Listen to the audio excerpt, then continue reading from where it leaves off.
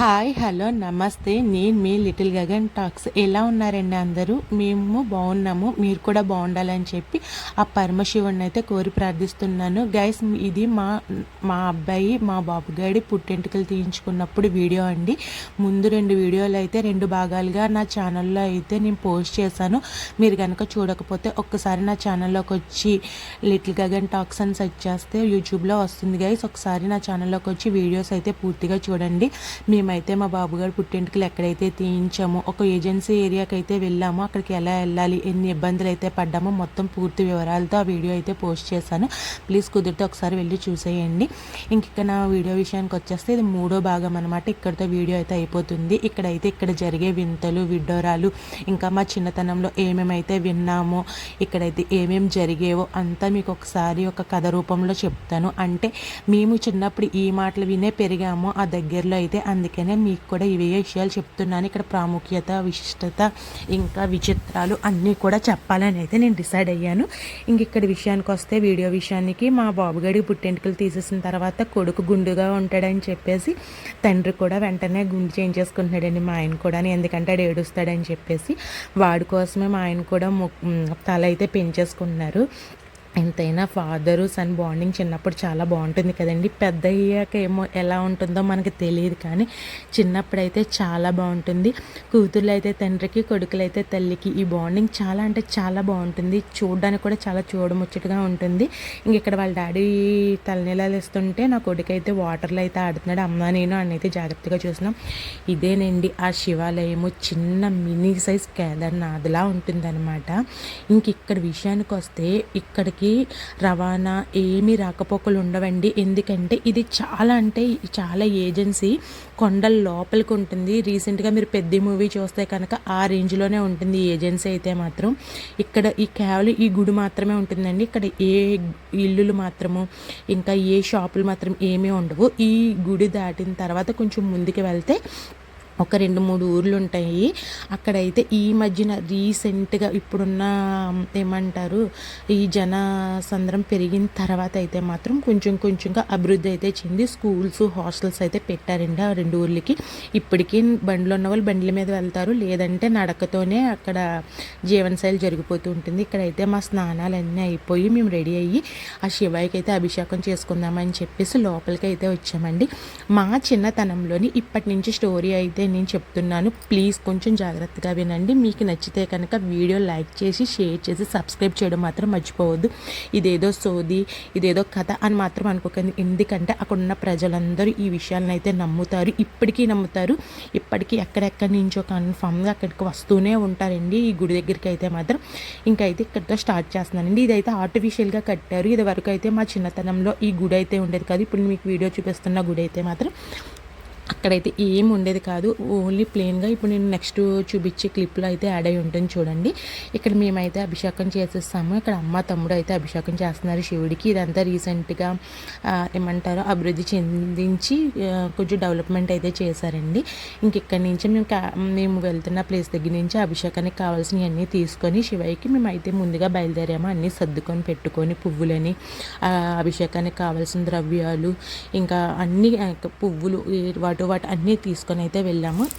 ఇంకా శుభ్రంగా స్నానం ఆచరించి కొత్త బట్టలు వేసుకొని, ఉతికిన బట్టలు, శుభ్రమైన బట్టలు వేసుకొని మేమైతే అభిషేకం చేసేసుకున్నాము. మా ఓడి గుండెకి అయితే మొత్తము గంధం రాసేసాము.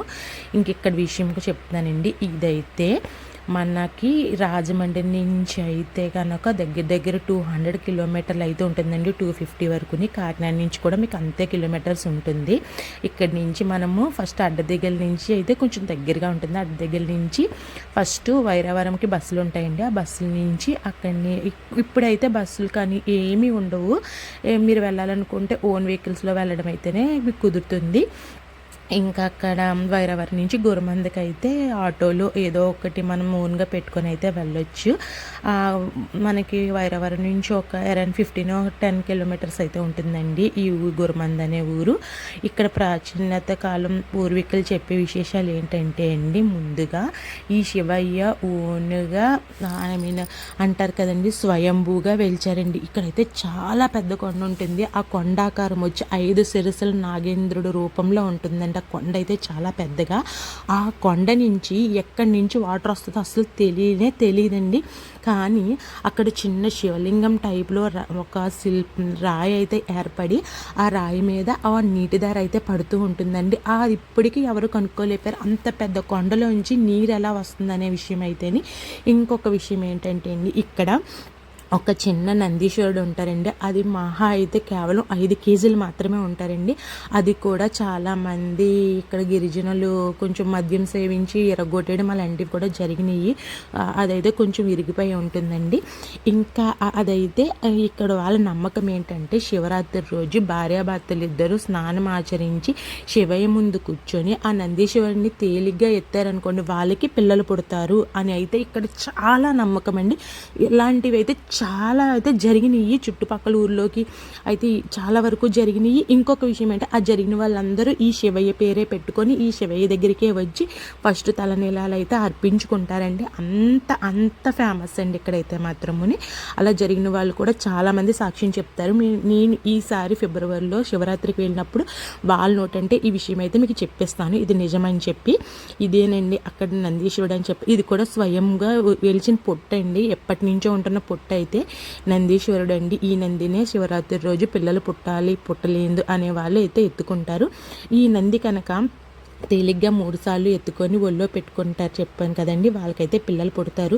లేదు కొంచెం కష్టంగా ఎత్తాము అని అనుకుంటే, కొంచెం కష్టంగా లేచింది బరువు అనుకుంటే కొంచెం లేటుగా పిల్లలు పుడతారని అర్థమండి.